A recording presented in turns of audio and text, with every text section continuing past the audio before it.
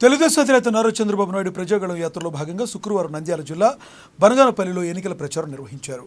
TDP ఆవిర్భావ దినోత్సవం రోజున బనగానపల్లికి రావడం ఎంతో సంతోషంగా ఉందని, జాతీయ స్థాయిలో ఏ పార్టీకి దక్కని స్థానం టీడీపీకే దక్కిందన్నారు. కృష్ణా జలాలు రాయలసీమకు అందించిన మహనీయుడు ఎన్టీ రామారావు అని కొనియాడారు. 3 రాజధానులు చేశానని జగన్ నిన్న నంద్యాలలో చెప్పారు. కర్నూలులో జ్యుడిషియల్ క్యాపిటల్ ఎక్కడుందో చెప్పాలని డిమాండ్ చేశారు. జగన్ 3 రాజధానుల పేరుతో 3 ముక్కలాట ఆడుతున్నారని, జగన్ పాలనలో అందరూ నష్టపోయారని, 10 రూపాయలు ఇచ్చి 100 రూపాయలు దోచే ముఖ్యమంత్రి కావాలా అని ప్రశ్నించారు బాబు. ఫ్యాన్ను ముక్కలు చేసి డస్ట్బిన్లో వేయాలని పిలుపునిచ్చారు. రానున్న ఎన్నికలకు సంబంధించి తెలుగుదేశం పార్టీ తాజాగా మరో జాబితా విడుదల చేసింది. ఈ జాబితాలో 9 అసెంబ్లీ, 4 పార్లమెంటు స్థానాలకు అభ్యర్థులు ప్రకటించారు. అనంతపురం అర్బన్లో ప్రభాకర్ చౌదరికి నిరాశ ఎదురైంది. చీపురుపల్లికి కళా వెంకట్రావు, భీమిలికి గంటా శ్రీనివాసరావు, పాడేరు కిల్లు వెంకటరమేష్ నాయుడు, దర్శి గొట్టిపాటి లక్ష్మి, రాజంపేట సుగవాసి సుబ్రహ్మణ్యం, ఆలూరు వీరభద్రగౌడ్, గుంతకల్లు గొమ్మనూరు జయరాం, అనంతపురం అర్బన్ దగ్గుపాటి వెంకటేశ్వర ప్రసాద్, కదిరి కందికుంట వెంకటప్రసాద్ పేర్లను ఖరారు చేస్తుంది. రేపటి నుంచి పవన్ కళ్యాణ్ తన ఎన్నికల ప్రచారానికి శ్రీకారం చుడుతున్నారు. తాను పోటీ చేసిన పిఠాపురం నుంచి రేపటి నుంచి 4 రోజులు ఎన్నికల ప్రచారం నిర్వహిస్తున్నారు. మార్చి 30న ఆయన తొలి విడత ప్రచారం ప్రారంభమవుతుంది. తొలి విడత ప్రచారంలో 11 రోజుల పాటు 8 నియోజకవర్గాల్లో పర్యటిస్తారు ఆయన.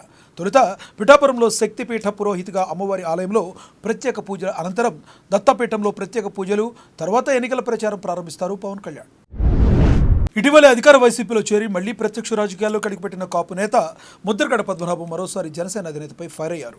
ఆంధ్రప్రదేశ్ రాష్ట్రానికి ప్రత్యేక హోదా, స్టీల్ ప్లాంట్ పోలవరం ప్రాజెక్టు విషయాలపై హామీ ఇస్తే తాను బీజేపీలో చేరడానికి సిద్ధమంటూ ఆ పార్టీ అధిష్టానం ముందు పెట్టారని ఆయన చెప్పుకొచ్చారు.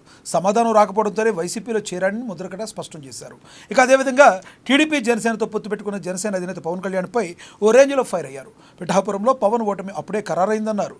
రాబోయే ఎన్నికల్లో జనసేన పార్టీని ప్రజలు ప్యాక్ చేస్తారంటూ సంచలన వ్యాఖ్యలు చేశారు ముద్రగడ. సీఎం జగన్ మొదలుపెట్టిన మేమంతా సిద్ధం కార్యక్రమంలో దూసుకెళ్తున్నారు.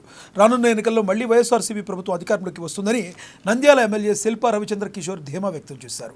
5 ఏళ్ల పాలనలో సీఎం జగన్ను ఎన్నో సంక్షేమ పథకాలకు శ్రీకారం చుట్టారని ఆయన తెలిపారు.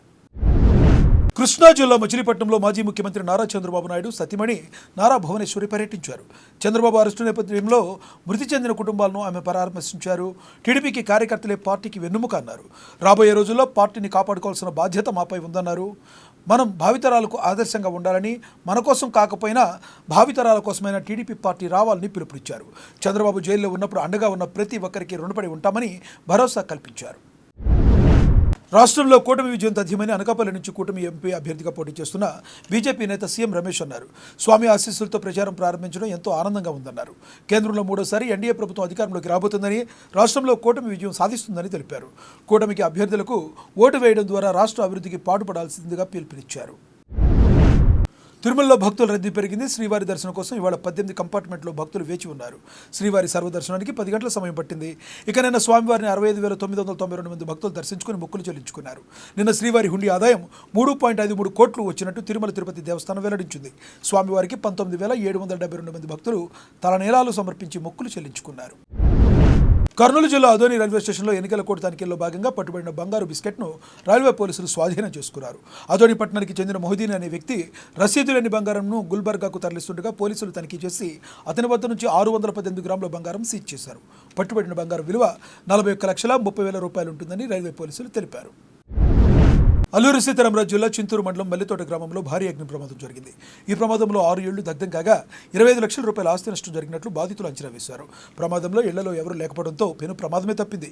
ఘటనలో ఇళ్లలో ఉన్న 3 గ్యాస్ సిలిండర్లు పేలడంతో సుమారు 6 ఇండ్లు కాలిపోయాయి. సర్వం కోల్పోయిన తమను ప్రభుత్వం ఆదుకోవాలని బాధితులు ఆవేదన వ్యక్తం చేస్తున్నారు.